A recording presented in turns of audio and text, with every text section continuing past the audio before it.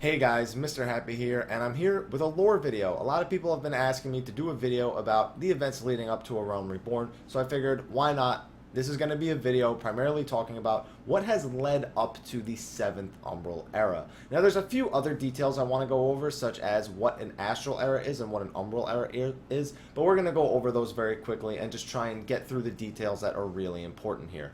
So there's one thing you need to know: there's two types of eras in Eorzean history, and that's the eras of prosperity and abundance, known as the Astral eras, and the eras of catastrophe and scarcity, which is the Umbral eras. Now, each previous Umbral era has come with an element aligned to it, and since an Umbral era usually brings a destruction of some form of the world, it's wiping out entire civilizations at times, it can usually be affirmed that the element has some sort of importance to what happened to the races. Now, the initial Astral era actually occurred when the 12, which were the Divine essentially, were on Eorzea and they had it inhabited.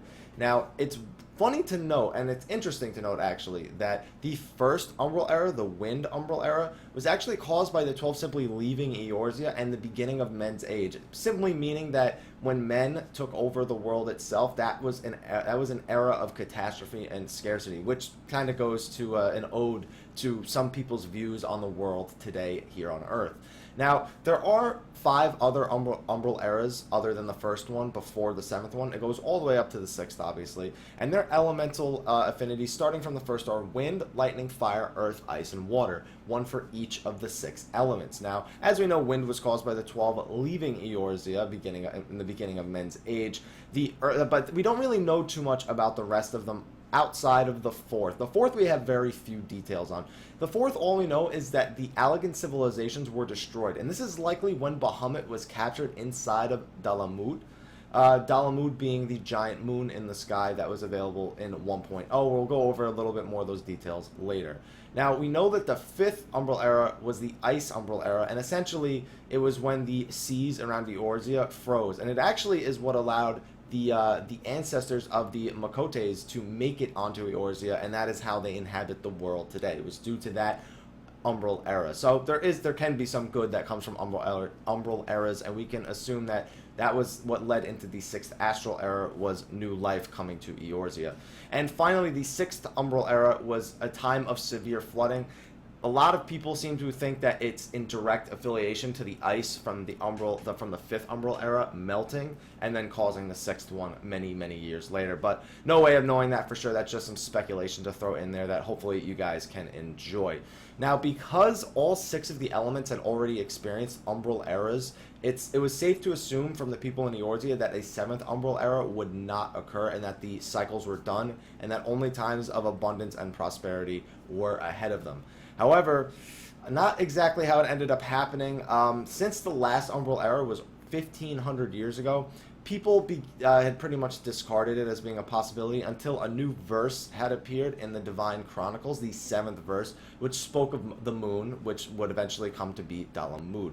Now, people began speculating that they were pretty much in a bit of danger to a 7th Umbral era when a few things started happening. One, monster behavior and size began to change around Eorzea, and Dalamud began glowing brighter in the sky. It also began getting bigger, which originally people didn't assume meant it was getting closer, but as time goes on, that is essentially what had happened. Now, a prophet by the name of Uranger, as I'm going to call him because that is a very awkward name, spoke of the 7th Umbral era coming, and the Garleans actually sought to capture him to prevent him from spreading these rumors, which a lot of people would have affiliated with the Garleans invading Eorzea. Now, it was discovered that shortly after these events that the Empire was trying to accumulate something known as ceruleum, which is needed to make their Magitech technology. Now, ceruleum itself is an interesting thing. Those of you who have played A Realm Reborn know there's a ceruleum plant in northern Thanalan, so keep that in mind when you're playing A Realm Reborn, that ceruleum is still a very important thing, and it still has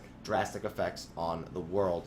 Ceruleum can also be obtained by draining it from crystals, so draining it from a fire crystal and earth crystal. So unaspected crystals are pretty much assumed to be crystals that have had their ceruleum drained. Now, after capturing a spy and analyzing the Magitech that the Garleans were using, Sid Garland, who was somebody who had defected from Garlemald and the Garlean Empire, He concluded that the Empire was trying to cast the spell Meteor to destroy Eorzea's primals.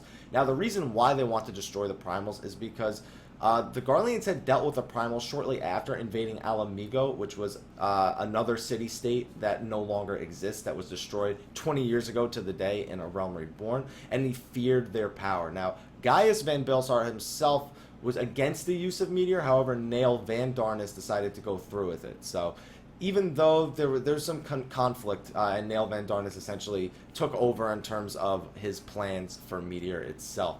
Now, one thing that the Garleans needed, they needed Allagan runestones to bring down Dalamud, since it was created by the Allagans themselves. They thus created the tools to bring it down as well. So Garleans began attacking the city-states to pretty much distract them while they created a transmitter powered by these runestones that was feeding aether into Dalamud. Now, this was over in the Castrum Novum, which was being made the entire time while they were attacking the city-states, and this lunar transmitter would eventually become the target of adventurers. Now, once it was destroyed, it was pretty much assumed in the immediate destruction of it that it would prevent Dalamud from falling. However, shortly after, Nael Van Darnus himself showed up, began glowing with Dalamud's light and saying that he no longer needed it and that he would continue to make sure that Dalamud fell to the ground.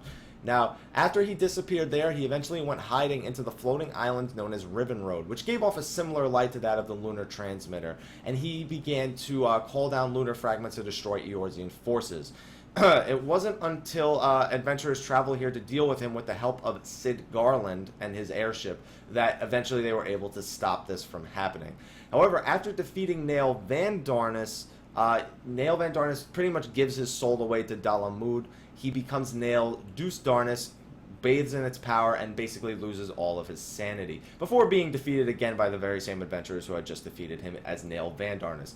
Fun little fact, Deus is actually Latin for God or deity, so it was it's unknown if he had given himself this name or if Dalamud had sort of willed it upon him, but he had basically in his eyes, he had become a god with this new power. Now, after his defeat, Riven Road falls, and a lot of the city-states pretty much say, hey, Dalamud's not going to fall. They're pretty much convinced that since they've stopped the source, that Dalamud won't fall. However, Dalamud is so far along that, and excuse me if I'm not pronouncing this wrong, Loiso confirms that it is still falling. He is essentially a very, very powerful caster. He's a very, very you see him in the opening cutscenes, and you see him in the End of an Era trailer, and he is actually an extremely powerful mage, essentially.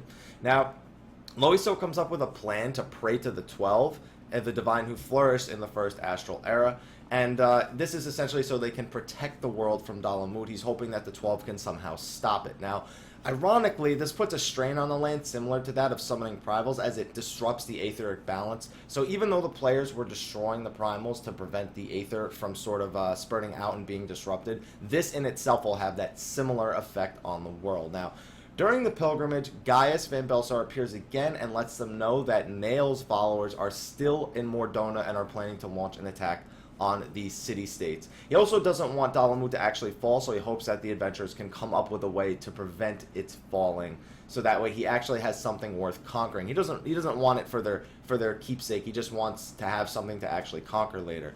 Now, these are all events that pretty much lead up to the End of an Era trailer that those of you have definitely seen by now. If you haven't, definitely go give it a watch, because it is a really, really good trailer. But there are a few things that I think we should note before we conclude this. During Dissension, Atamos actually appeared and sucked all the aether out of the aetherites, making them cost no anima. Now, I find it strange that they still cost no anima today, unless they still have no aether, but in which case calling them aetherites and using them to teleport, it seems kind of strange, but you can apparently still do it since they cost no anima, but you can still teleport to them. This seems to be the explanation as to why aetherites no longer cost anima. Some other interesting fact, weather effects eventually just became auroras in the sky, and eventually were completely gone. There were no weather effects, and day and night were barely distinguishable. The only weather effect was Dalamud in the sky being surrounded by clouds as it entered the atmosphere. Eventually, it was accompanied by lightning strikes as well. And the last kind of thing that happened during the Dissension, while we were still in a certain state with the game, is that level 78 elementals began appearing and killing adventurers in Cedarwood. However, After the event known as the Final Save Maintenance on October 31st, 2012, there began becoming massive changes in the world. For example, all Aetherites that Atamo had appeared at and sucked the Aether out of were filled with deadly monsters, some of them resembling raid bosses from the game. The battle music had become heavily distorted and barely distinguishable, and it was quite interesting to go into battle with that.